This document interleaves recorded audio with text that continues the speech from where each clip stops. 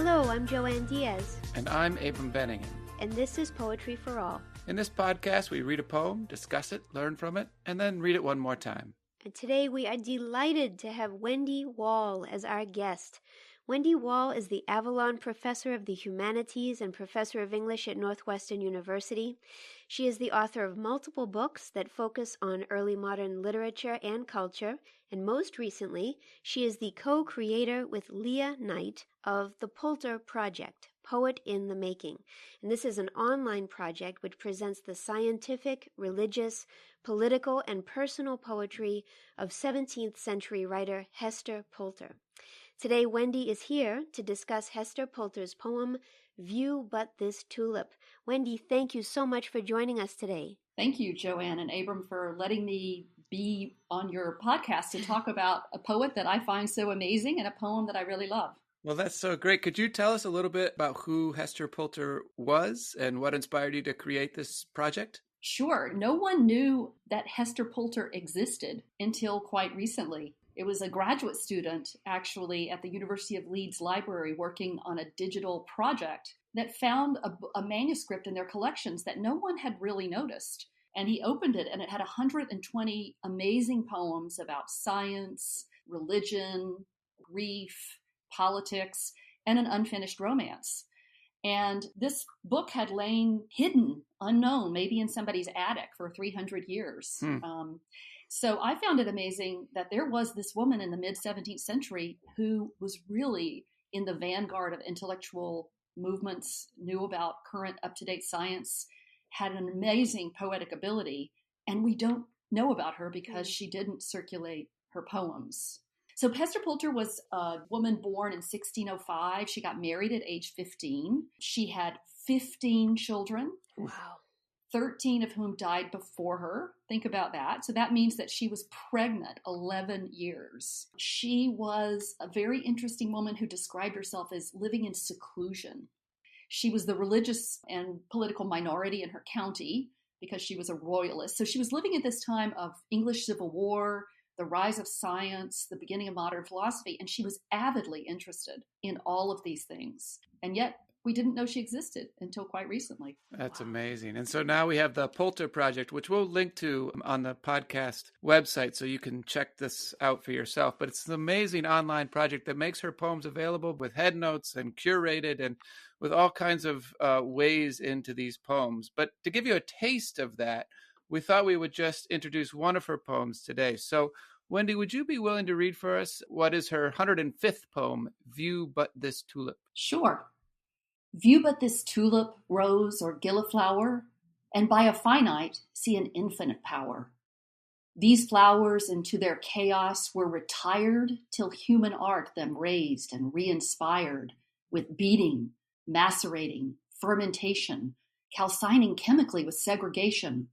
Then, lest the air these secrets should reveal, shut up the ashes under Hermes' seal. Then, with a candle or gentle fire, you may reanimate at your desire these gallant plants. But if you cool the glass, to their first principles they'll quickly pass. From sulfur, salt, and mercury they came. When they dissolve, they turn into the same.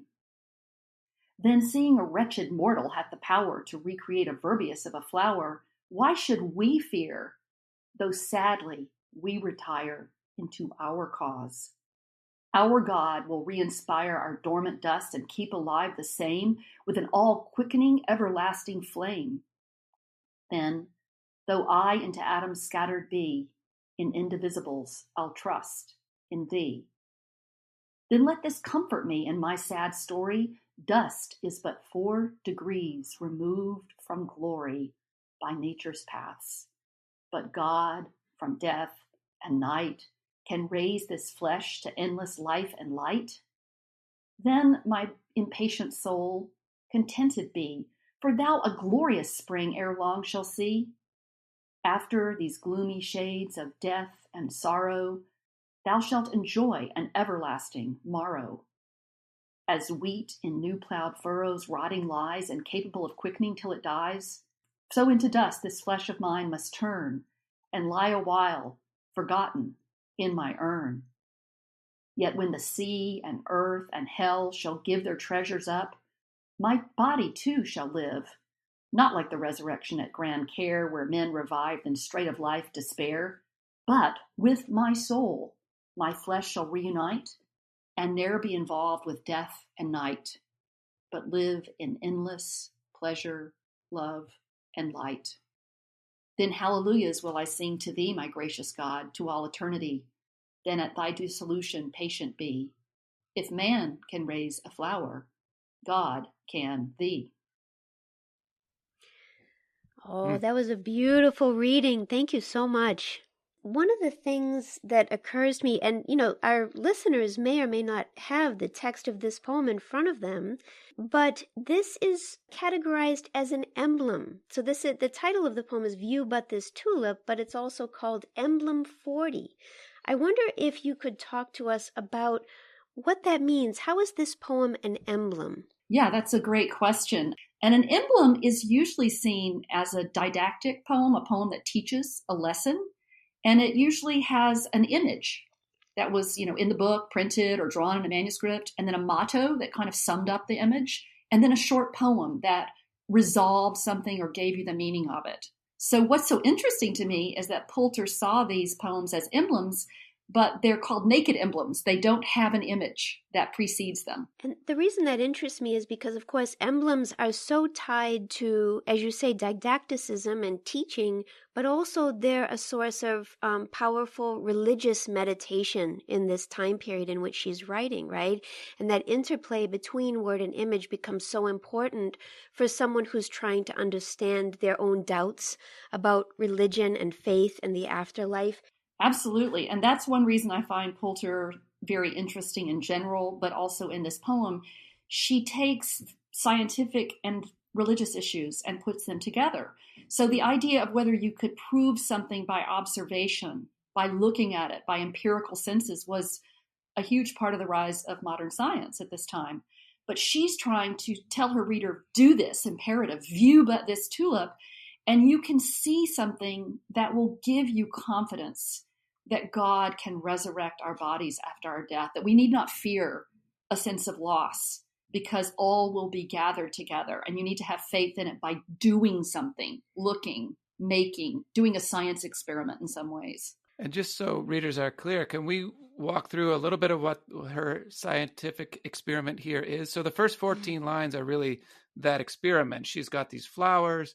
She's got macerating, fermentation, calcining chemically with segregation. What is happening in the first 14 lines here? What is she doing with these flowers? Well, she's giving kind of a recipe, right? You could almost do this. She's taking a flower that has been fading and picked, and she's showing all the different ways you can alter it materially to try to save it. So you beat it up to macerate, is to soak in a liquid and kind of, if you're making a cocktail, you would muddle it, so she's muddling the flour and then she's fermenting it. Calcining is reducing something down to its basic chalk or ashes, usually with fire. And so she's basically distilling it. And this is something that, you'd say, oh, well, could a woman really know about this? Actually, women did forms of these kinds of chemical experiments when they were doing their household labor. So a lot of recipes for medicines and foods have them doing calcining and macerating and fermentation. That's great. So then when she holds a candle to it or a gentle fire to it, she says, you may reanimate these flowers at your desire.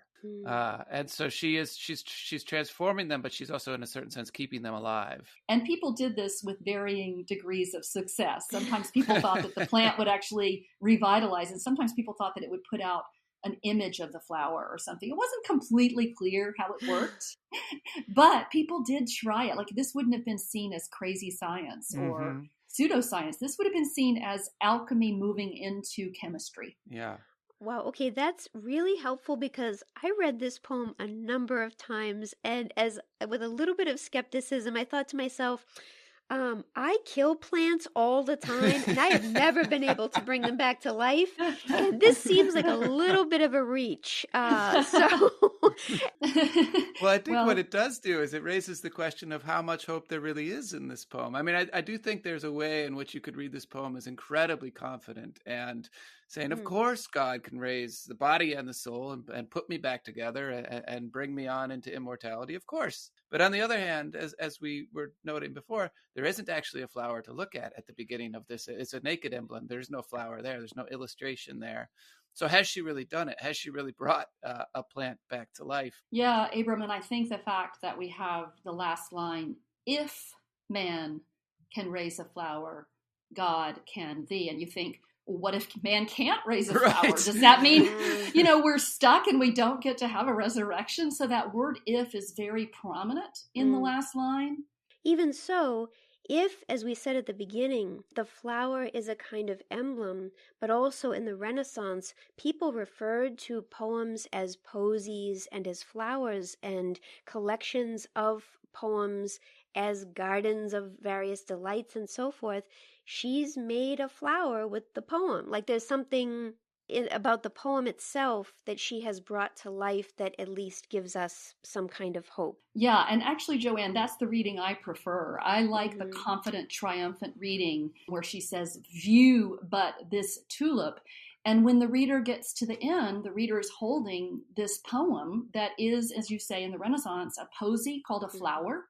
And she has made this flower, like I have made a flower, and it can be read over and over. And of course, the story of her biography is very relevant here because her poems seem to have come back to life after being dead for 300 years. We didn't know they existed. They could have just lay in oblivion forever if somebody hadn't found them in their attic in England and put them up on auction. So in some ways, the flower has lived on. And when she says, view but this flower in that bossy imperative way, where you tell the reader what to do, even if she starts to doubt and try to convince her soul at the end, you will see the body again. There is a way in which I feel that there's a kind of triumph. Yeah. It's beautiful. So this is about, I don't know, say 50-ish lines long. And I'm sort of curious if we could talk about the way that it's structured. Where are its turning points? How would we read where she's making transitions? Yeah, I mean, I think that you might have already mentioned one of the key turning points. That's when she takes the emblem, meaning the thing that you're supposed to see, and interprets it. So at line 15, she says, then seeing that I can revive a flower, why should we, meaning you and me and the reader, all of us mortals, why should we fear? So there is a turning point there. But if you keep reading the poem, it keeps using the word then. It's like 8 times it starts a line with then. So every time you think that you've finished the project, there's another step in the sequence. Then my impatient soul contented be, she says in line 27. And I like to think of Hester Pulter in general as very concerned with cycling, with transformations where you return to something, pick it up, and remake it. You kind of slightly tweak it or twist it. So in her poems, she'll frequently have a poem and then she'll return to that same title. Of 20 poems later, and kind of return to the theme, worry it again, test it, try a different metaphor. And so in this poem, I really like to see the rhymes as a way that she created language units, like a rhyme is like a little atom, and she, calcines it and reduces it and brings it back again in the middle of the poem. So if you look at the beginning of the poem, there's these rhymes in lines 3 and 4. These flowers into their chaos were retired till human art them raised and re-inspired. So we have retired, re-inspired.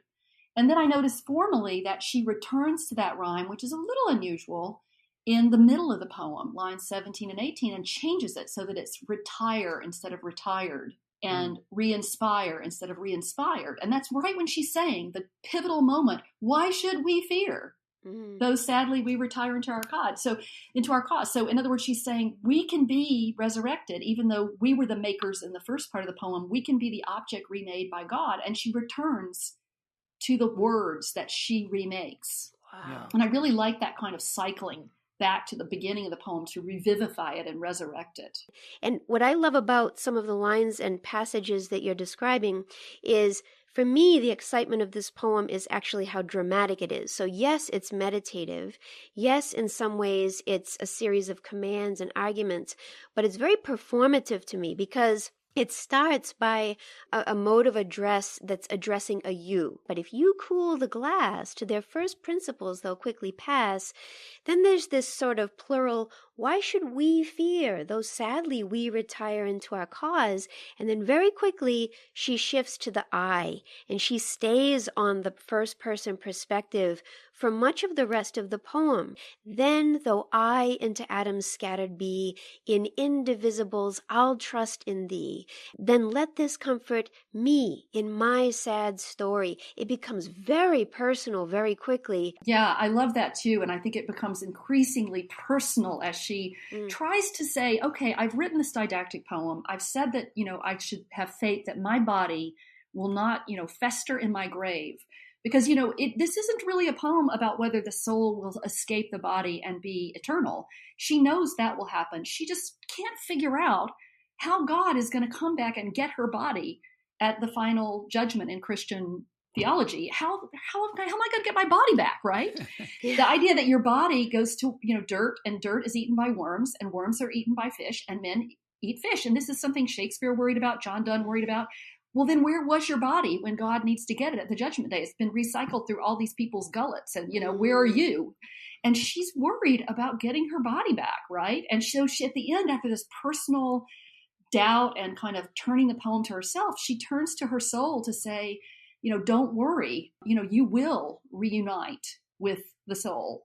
And then finally, Joanne, you've talked about how it turns to the personal. The last lines turn back to the reader, right? Mm-hmm. Then at thy dissolution, patient be, if man can raise a flower, God can thee. So it's either the reader or her own body. And you don't know. You simply don't know at that point, who she's trying to console.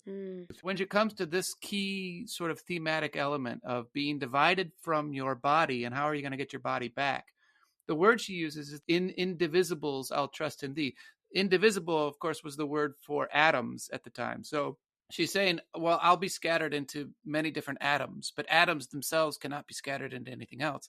On the other hand, she's also in effect saying, I am indivisible. That is, that the soul and the body won't finally be divided.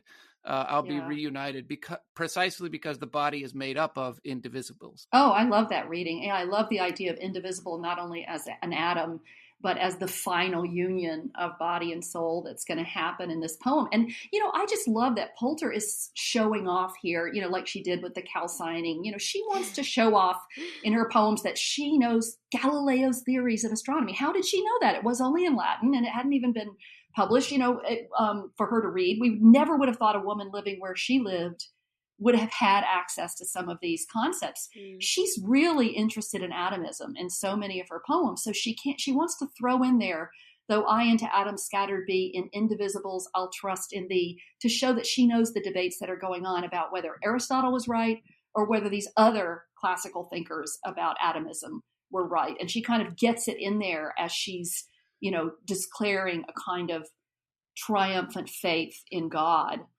And if you look at the last lines of the poem, it's been in couplets, but suddenly it's like she gets really tricky and wants to show off a little here. And there's the triplet. She has 3 rhyming lines: reunite, night, light, right? So she's drawing out the conclusion. She's deferring the ending. And then instead of the couplet, she shows off again. I say show off, but I mean that in a positive sense. She's like dexterous in her ability to go back and get a piece of language. So she goes back to the middle of the poem and finds the rhyming lines, though I into atoms scattered be, in indivisibles I'll trust in thee. And she makes a quatrain. Thee, eternity, thee, and thee are the last lines of the poem. So we have 3 rhyming lines and then 4 to kind of just amplify the way that Joanne was describing the technical ability to make a poem, which is a way of staying off death, right? Staying off loss, like keeping it going in some ways. Yeah. That's awesome. And just thinking about that, keeping it going, staving off death. I mean, some of these lines feel like they could or should be the end of the poem. So in indivisibles, I'll trust in thee, period. That could be the end. But instead we get this next line, then let this comfort me in my sad story. And then we come to another ending. But God from death and night can raise his flesh to endless life and light, period, the end, except it keeps going, then. But the way then that she comes to the ending, as you say, is this amplification of 3 rhymes in a row and then 4 rhymes in a row. So now we really know we're coming to the ending.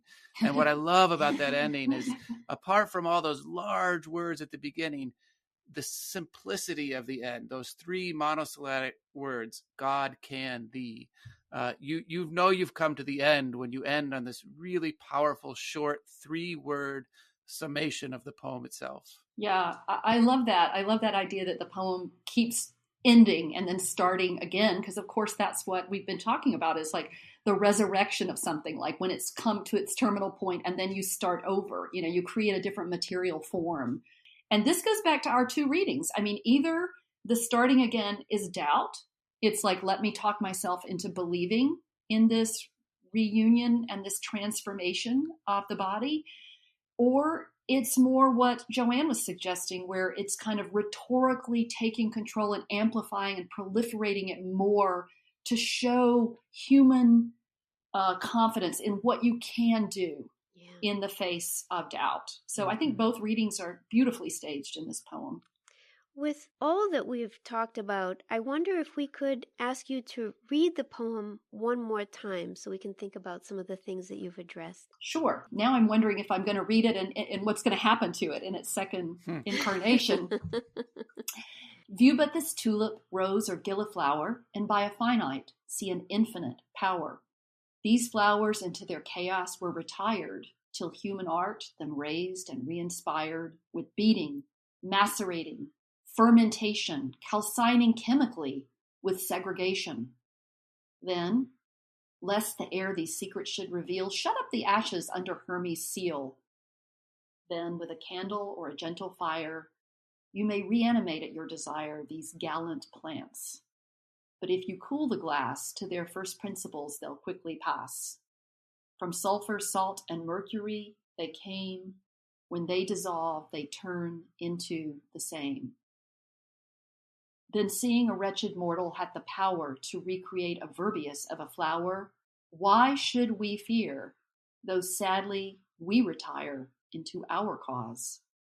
Our God will re-inspire our dormant dust and keep alive the same with an all-quickening, everlasting flame. Then, though I into atoms scattered be, in indivisibles I'll trust in thee. Then let this comfort me in my sad story. Dust is but 4 degrees removed from glory by nature's paths. But God from death and night can raise this flesh to endless life and light. Then, my impatient soul, contented be, for thou a glorious spring ere long shalt see. After these gloomy shades of death and sorrow, thou shalt enjoy an everlasting morrow. As wheat in new plowed furrows rotting lies, incapable of quickening till it dies, so into dust this flesh of mine must turn, and lie a while forgotten in my urn. Yet, when the sea and earth and hell shall give their treasures up, my body too shall live, not like the resurrection at grand care, where men revive, then straight of life despair. But with my soul my flesh shall reunite, and ne'er involved be with death and night, but live in endless pleasure, love, and light. Then hallelujahs will I sing to thee, my gracious God, to all eternity. Then at thy dissolution patient be. If man can raise a flower, God can thee. Woo! I love it. Thank you so much for reading that. Was there anything different that you heard in that reading? Because I did hear Abram's God can thee. Felt that summation kind of came out in the second reading. I heard the if true. extra loud this time. We convinced each other. That's right. Well, to learn more about Hester Pulter and the Pulter Project, you can visit pulterproject.northwestern.edu. We also hope that you'll remember to subscribe to the Poetry for All podcast via Apple Podcasts, iTunes, Spotify, or any other provider. The last time we checked, 6,500 people had downloaded episodes of Poetry for All. That is a lot of listeners. And we would love to know, who you are. Who are these people that are listening to us? Good God. I mean, we'd like to know what your experiences have been like, so please write a review so we know how we're doing. We hope, too, that you'll follow us on Twitter, Facebook, and Instagram. Wendy, thank you so much for joining us today. Thank you. And if I can add, the Pulter Project is an ongoing, growing collaboration. So we invite you, the listener, to edit a poem and send it in. And we then have it reviewed. And we are getting more and more poems by the week. That's awesome. That's awesome. I love it. Well, thank you all for listening. Thank you so much for having me on this podcast. I learned so much from it, and I really enjoyed talking to you about this poem. Thank you, Wendy. Thank you.